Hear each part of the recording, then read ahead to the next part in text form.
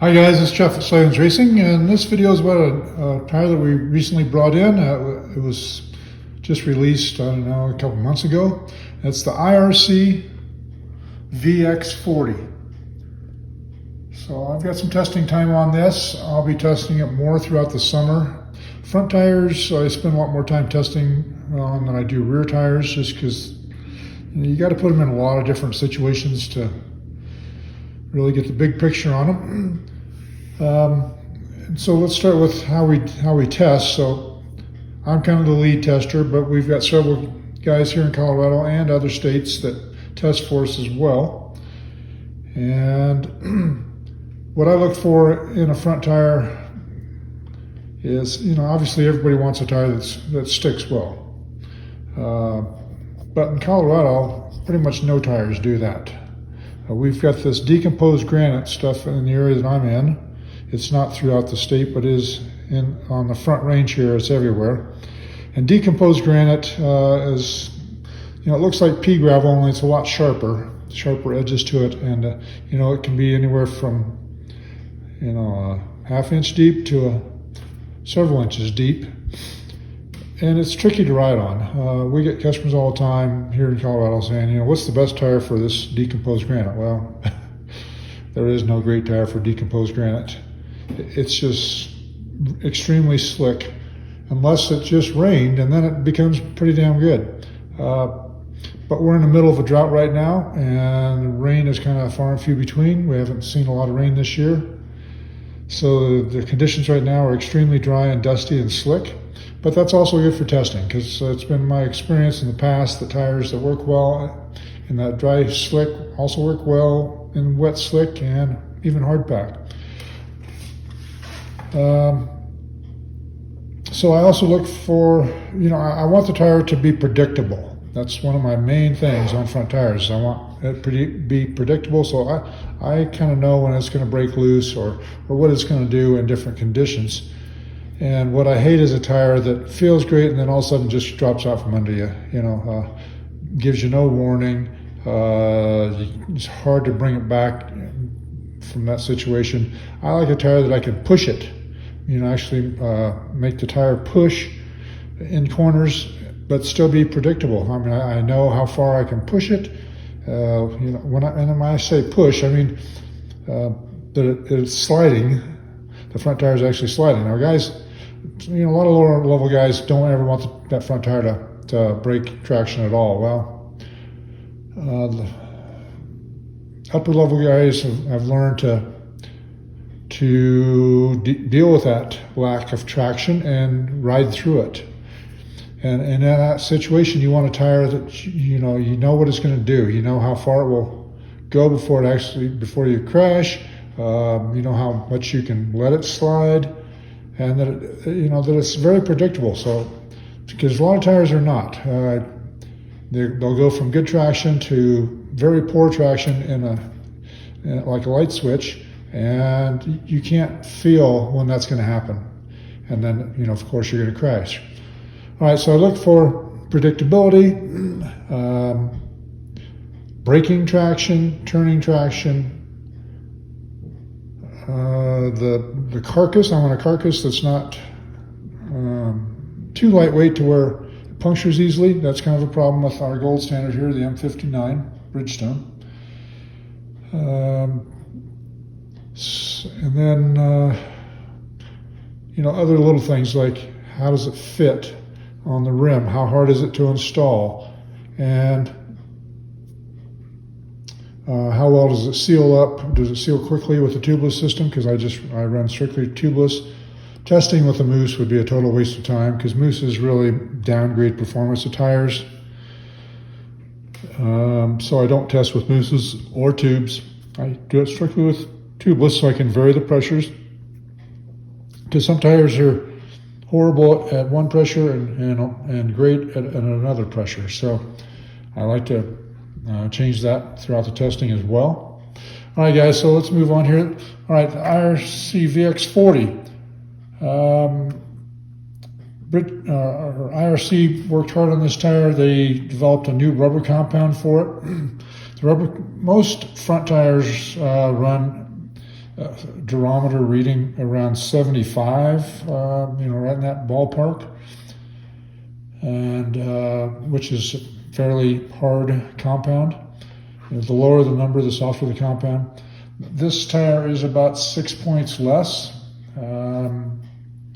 It actually gets down into the 60s on compound, upper 60s, like 68 to 70, right in that range, which means it's a little more flexible, but it's not a gummy tire.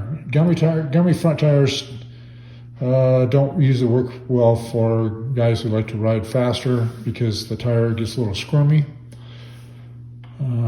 But we do have one guy in our shop, Graydon. He's riding with a pretty gummy front tire and gets along with it fine, and he hauls ass. So anyhow, to the left here we have one that I've been testing. I just rode yesterday. I haven't even washed the bike yet. And then here's the new one. And then this is our gold standard. This is the Bridgestone M59. This is the tire that we compare all others to. The M59 is our biggest seller. It's extremely versatile. Works well in a lot of conditions. The downside of it is, and all tires have downsides because there is no such thing as a perfect tire. The downside is, it's the lightest weight tire on the market. It's just a hair over 9 pounds, which is great for handling. Makes when changing the direction of the bike, when you have rotating mass, the heavier that mass is, the harder it is to make the bike change directions. So when you put big, heavy front tires on bikes or rear tires, you're downgrading the handling of your motorcycle. So I don't like to run a big, heavy tire on the front, obviously, but this one is kind of really pushing the edge on the light part of it. Like I said, it's a little over 9 pounds, and that means it's got a lighter weight carcass, which means that after a period of time, usually somewhere around the 200-mile mark, these things, the carcass starts to break down on them, and then at that point they start to puncture easier, much easier. And the other downside to the 59 is in the rocks and the roots. After a while, after a couple hundred miles or so, it will start having damage to the side knobs. And let's see, where was I going with that? So I'm looking for something that works as well as this tire, but holds up better. That's what I'm always looking for. Something that stays reasonably light, but has a better service life with great handling like this tire, or even better. And this VX40 so far is checking a lot of the boxes. I think it's an excellent choice right now. I think if you're hung up on M59s, well, then stick with that tire. That's no problem. But if you'd like to try different things, this VX40 is an excellent choice. I've not found any downside to it yet on the handling end of it. It's extremely good at stopping in these dry, loose conditions. I think it outperforms the 59 as far as its stopping power. It definitely has good traction. It's great on side hills. Works well on ruts. So far, it's been a great tire choice. All right, so this one is a 9090. They don't make a 9100, which is considered a fatty. They make a 9090 and an 8100. I chose this one. I think it matches up with the M59 size the best, which this tire is actually called an 8100. You can see there, this is kind of hard to get an accurate reading here, but it's just a little bit taller, so it's not going to cause any balance issues. You're not going to have to reset your suspension settings or anything. You can just, it also mounts very easily, and it seals quickly on a tubeless system. So I've really found very little to be concerned about this tire. All right, so the 59 is a 2-ply, which is pretty common on front tires. This is also called a 2-ply with an additional what they call breaker ply. So it has 2 plies on the whole carcass, and then the center section here about 3/4 of this area, which is called the crown of the tire, has an additional ply on it, and that's called a breaker ply. So it just gives you a little more protection, a little less puncture resistant. So I like that, and they do it that way because it doesn't make the tire gain much weight by doing it in that strip down through the center there versus the entire carcass in an additional ply. All right, so I've been testing this tire. It seems to be real happy at about 12 pounds. And that's pretty typical. Most front tires work well in that, 10 to 13 pound range, depending on how stiff the carcass is. The lighter the carcass, obviously, tires need a little bit more air than the really stiff carcass tires. But you can see this tire over here, it's doing well as far as wear and damage to the side knob so far, showing a little bit of sign of maybe right there, here. But I think these side knobs are going to hold up. I'm happy in our conditions here in Colorado, rocky, rooty, decomposed granite. This stuff's extremely hard on tires. And I'm happy if I get a good solid 300 miles out of the front tire. I think I'm going to get it. This tire's got about 200 on it right now. And as I get more testing throughout the summer, I'll probably do a review later in the year. Let me think what else on this. Another nice thing about this tire is the price point. It's about $35 cheaper than this one.